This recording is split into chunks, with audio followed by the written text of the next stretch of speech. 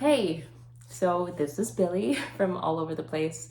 It's been a while. February was completely silent. I posted another video and I figured it's time to jump back in. Today is Monday. I'm filming this real time and hopefully filming a video that I can just post as is. So I'm going to try not to make it too long. But this year's been a year and it's only March. And also kind of crazy to think that it is March. In this video, I'm going to touch on my absence, on the no niche part, on the fog, neurodivergence, and what it's been like to navigate it since.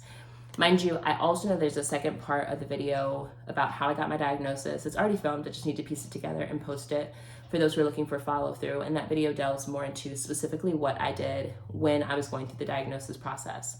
I'm also getting ready to do a in-person, like physical neuro screening to get more information on my particular kind of ADHD, and I'll be able to learn more about the autism diagnosis as well. So that will be a part of the journey that I will let you all in on. So I've been saying that my page, all over the place, is a no niche vlog. And the reason I say that is because I am quite literally all over the place when it comes to my interests, talents, whatever the case may be. And I didn't want to feel like I needed to have 8 different pages to share my journey. But that being said, I think that it is also reflective of the ADHD part of it all and the fact that I am a little all over the place.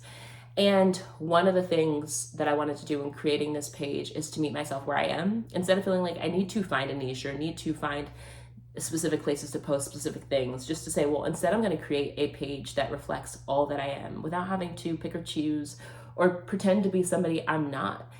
And a part of acknowledging that, I realize, is acknowledging that consistency is something that I struggle with. I struggle with being able to create habits, and that's partially a struggle, but I realize sometimes you do need a break from certain things. And that is also a natural part of the process, which I'm trying to figure out. Like, what does it mean to be a content creator and want to build as a content creator while also acknowledging some days you don't want to be as engaged in the phone, which can really get to me. How do you become a content creator that's consistent when some days responding to comments can get you distracted from the things you have to do in everyday life? I'm figuring that out, and I plan to share the things that I figured out in the process. I know that some content creators batch content, like create a bunch of content and then share it out, sparse it out. But I do feel in some ways that feels a little inauthentic for the way that I prefer to create content, because things will come to me in the moment, thoughts that I want to share, ideas, or even I'll randomly decide to do a sewing project, and I like to be able to create organically.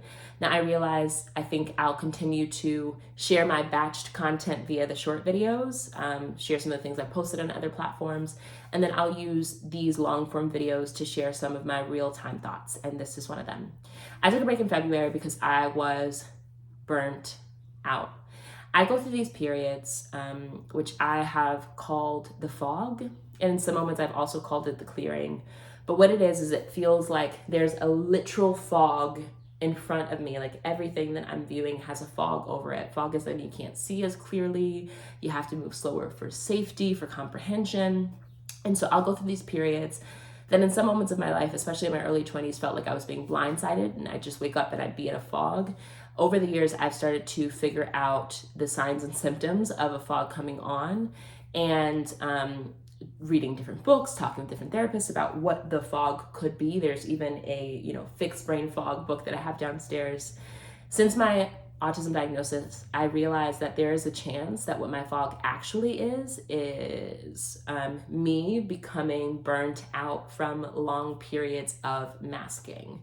And when I say masking, I mean moving as if I function the way that the rest of the world does. Now there are variations, but moving the way that most neurotypical people function.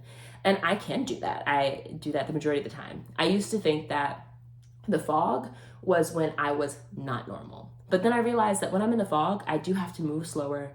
I can't multitask as much. I need to take more time away from my phone because it tends to bog me down, drag me down. I tend to be able to see people more clearly for the things that they're saying and not saying. And when I thought of these things, I'm also journaling a lot more, reading a lot more. I realize that the fog isn't such a negative thing. It's almost as if I have a clearing and I am forced to take space to move how I need to and want to move for me.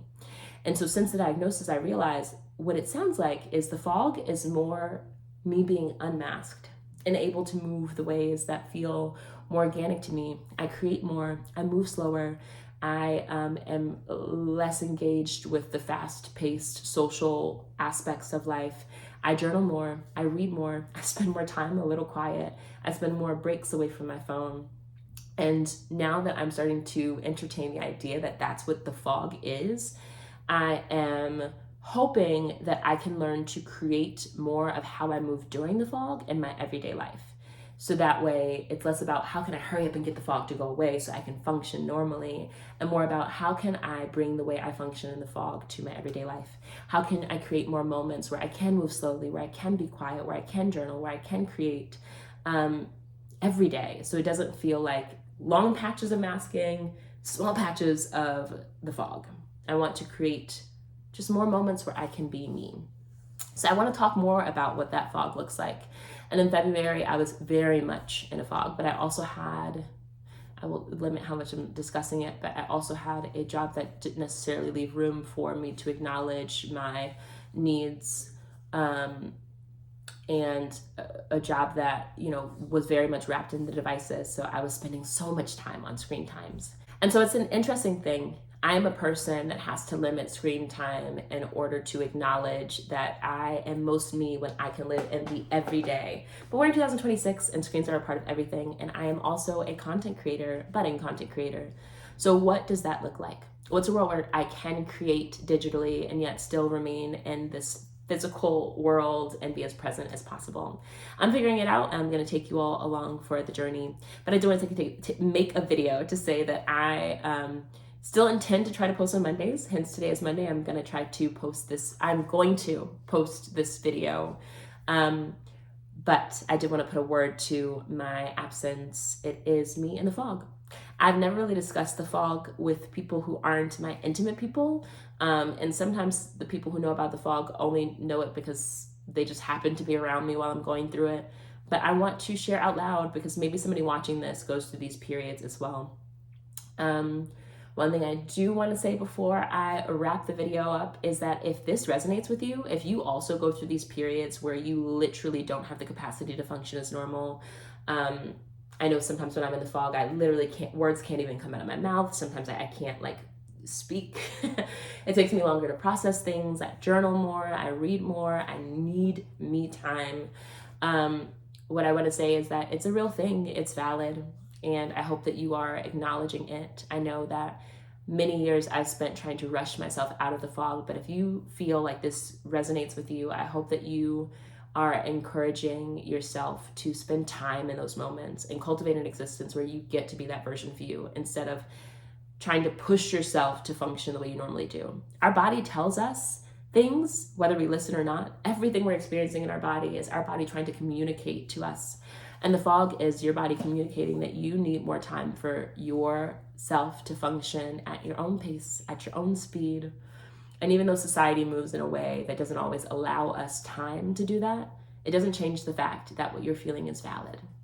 So I hope you give yourself the space to move the way you need to move. And if your world doesn't leave space for that right now, I hope you find ways to create pockets to be exactly as you need to be.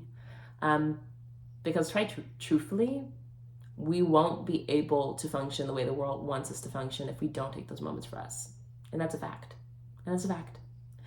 As much as people can be in love with a version of us that is talkative and social and helpful and bubbly, in order for people to truly love us, they must also hold space for the parts of us that aren't as bubbly and social and fun, because we are not just that version of us. We're the cubbies. We're layered. And the parts of us that need to move slower or need to communicate less or needs to be in silence or needs to journal for hours, that's a part of us too. And it's valid. It deserves space. So this is my video. I'm going to post it today. I hope that you're having a beautiful day. Thank you for still being with me on this journey. I intend to, as I learn about myself, find these systems so I can post consistently because I enjoy having this platform and it's time to build it. Thank you for giving me grace. And thank you for giving yourself grace as you navigate your things as well. I am sending you all so much love, and until next time, have a beautiful day.